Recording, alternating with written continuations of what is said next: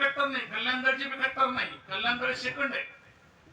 आमचा एखादा पदाधिकारी झाला की आमचा पदाधिकारी पहिले मार्गाचा, तात्या भाऊ आप्पा जे जे काय असतील तुमच्या भागातले प्रस्थापित मंडळी ते तुम्ही त्यांचे, समाजाचे तुम्ही नंतर आहे. मला सांगा, कोणी मला विचारलं का आता लोकसभेला काही मतदान कोणाला करायचं, का बरं नाही विचारत? माणसं मोठी कुठून होतात? बाबासाहेबांनी तेवढा अधिकार तुम्हाला दिला असता ना, तुम्हाला बसायचा काही अधिकार नसतो. उद्या तुम्हाला तुमचं अस्तित्व जगायचं असेल, तुमचं अस्तित्व निर्माण करायचं असेल ना, बटन दाबताना संघटनेला विचारलं पाहिजे मतदानाचं. आणि चांगले माणसं तुमच्यातून निर्माण करून घेतली ना, तर तिथले माणसं जाऊन म्हणतील की आता संत परंपरेतली लोकशाही त्या ठिकाणी खऱ्या अर्थाने निर्माण झालेली आहे. आणि म्हणून आपण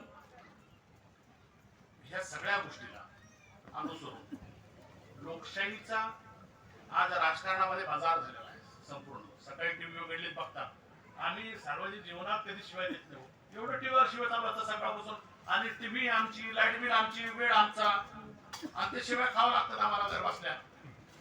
अरे चांगलं काहीतरी सांगा ना, मीडियाने बी चांगलं काहीतरी दाखवलं पाहिजे. संत परंपरेतलं सगळं सांगा ना तुम्ही ऐकायला तयार आहे. संजय राऊत तसा म्हणला, अजित दादा असे म्हणले, फडणवीस असा म्हणला, ते असं, त्यांची काय गरज आहे आम्हाला?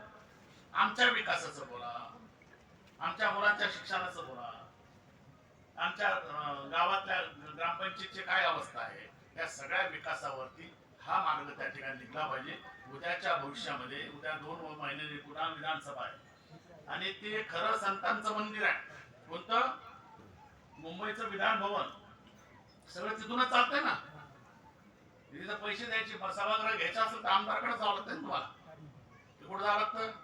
नगराध्यक्ष, आमदार जे फंड्स देणार असतात त्यांच्याकडे जावं लागतात. तर आपण तसे माणसं, तुमच्यातली प्रामाणिक माणसं निर्माण करा, आणि हा जगातला संतांचा विचार सगळ्या जगामध्ये चांगल्या विचाराचा पसरला पाहिजे.